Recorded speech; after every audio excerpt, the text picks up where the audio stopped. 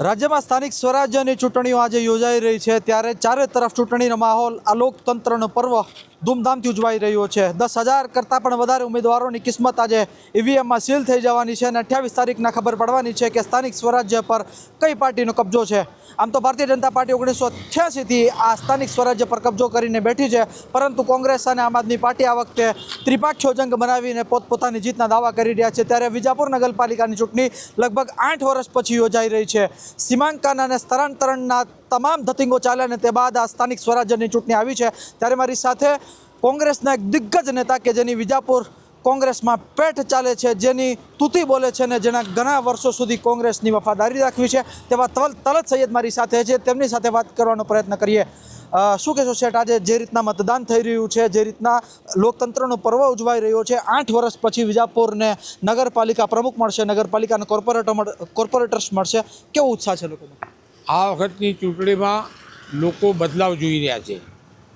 भाजपना अने अहींया नगरपालिकामां 8 वर्षथी तो कोई बोળી હતી નહીં અને એમના વહીવટદાર હતા, એટલે લોકોના સ્થાનિક પ્રશ્નોમાં ગટર છે, લાઇટો છે, રોડ છે, લોકોને ઘણી તકલીફો પડે છે। આ વખતે કોંગ્રેસે એમને સામે સક્ષમ ઉમેદવારો ઊભા રાખીને કોંગ્રેસના ઉમેદવારો જીતશે એવી અમને ઉમ્મીદ છે। અને વોર્ડ નંબર 5માં વોર્ડ નંબર 5ની અંદર અમારી 2 સીટો બિનહરીફાઈ અને 2 સીટો પર અમે ચૂંટણી લડી રહ્યા છીએ। તો 5 નંબરની 4 સીટ કોંગ્રેસની આવશે એ અમને સંપૂર્ણ અમને આશા છે। એની ઉપર જ હું આવું 5 નંબરની અંદર એવું પણ કહેવાય રહ્યું છે કે જે અપક્ષ ઉમેદવારો છે તે લોકો પોતપોતાની રીતે સક્ષમ રીતે લડી રહ્યા છે, તેથી કોંગ્રેસના ઉમેદવારોને નુકસાન થઈ શકે તેવી લોકમુખે ચર્ચા થઈ રહી છે। તેને પહોંચી વળવા માટે તમે કેવી રીતના પ્રચારની અંદર પણ ફોકસ કર્યું હતું અને કયા કયા મુદ્દાઓને જનતાની વચ્ચે જઈ પડે?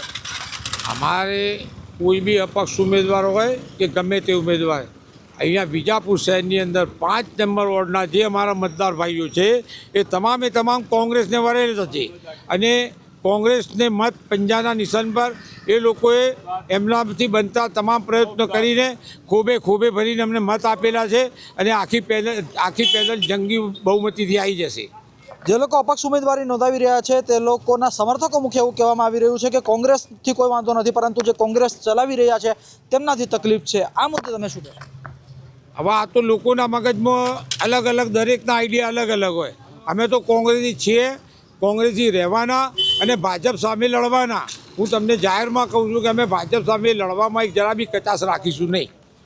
શેઠ, 2 પ્રશ્નો પૂછું। સૌથી પહેલાં તો કોંગ્રેસના ઘણા બધા ઉમેદવારોના ફોર્મ પાછા ખેંચાઈ ગયા, પરંતુ વિજાપુરની અંદર આવું ખૂબ ઓછા પ્રમાણમાં થયું છે। તમે વિજાપુરના એક કદ્દાવર નેતા માનવામાં આવો છો, કેવી રીતે ઉમેદવારોને ફોર્મ પાછું ખેંચતા રોકાયા અને રાજ્ય લેવલે કોંગ્રેસના આટલા બધા ફોર્મ કેમ પાછા ખેંચાયા? રાજ્ય લેવલે ફોર્મ પાછા ખેંચવા માટે આ લોકોએ આમ દામ સામ ઠામ બધી નીતિ અપનાવી અને છેવટે કંઈ ના થાય તો આ લોકોએ પોલીસનો ઉપયોગ કરીને બી ઘણા લોકોને દબાયેલા છે। એટલે એના હિસાબે અમુક લોકોએ આખા ગુજરાતમાં જે ફોર્મ પાછા ખેંચ્યા એમને પૈસાથી પોલીસના ડરથી આ લોકોએ ફોર્મ પાછા ખેંચ્યા છે। વિજાપુરની આખી પરિસ્થિતિ એકદમ અલગ છે। વિજાપુરમાં કોઈ કોંગ્રેસીને ડરાઈ જાય કે પૈસાની લાલચ આપે કે ધમકી આપે એ અમારા બ્લડમાં જ નથી કે અમે એ વસ્તુ સ્વીકારીએ। એક છેલ્લો સવાલ, ગત ચૂંટણીમાં કોંગ્રેસની હાલત ખૂબ જ કફોડી બની હતી નગરપાલિકાની ચૂંટણીમાં, પરંતુ 2022માં સીધે ચાવડા જીત્યા, પરંતુ તે પણ 2024માં રાજીનામું આપીને ભારતીય જનતા પાર્ટીમાં જતા રહ્યા। હવે જ્યારે 26માં નગરપાલિકાની ચૂંટણી આવી છે ત્યારે કઈ રીતના પરિણામો 28 તારીખ પછી દેખાશે અને કઈ રીતની વિજાપુરની નગરપાલિકાનું આખું ચિત્રણ બનશે?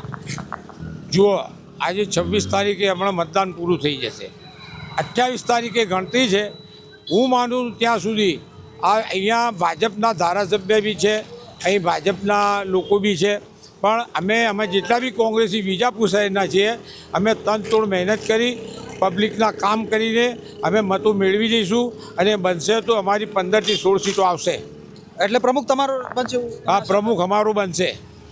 ખૂબ ખૂબ ધન્યવાદ તમારો શેઠ। આ હતા આપણી સાથે તલત સૈયદ કે જેમને કહ્યું કે ભાજપ સામે લડવામાં કોઈ પણ પ્રકારની કચાશ રાખવામાં નહીં આવે અને જે રીતના કહેવામાં આવ્યું કે વોર્ડ નંબર 5ની અંદર કોઈ પણ અપક્ષ ઉમેદવાર છે તે ખેલ બગાડવામાં અક્ષમ બનશે, કારણ કે તેમને જે સ્થાનિક મુદ્દાઓ હતા તે ઉપાડવાના પ્રયત્ન કર્યા છે।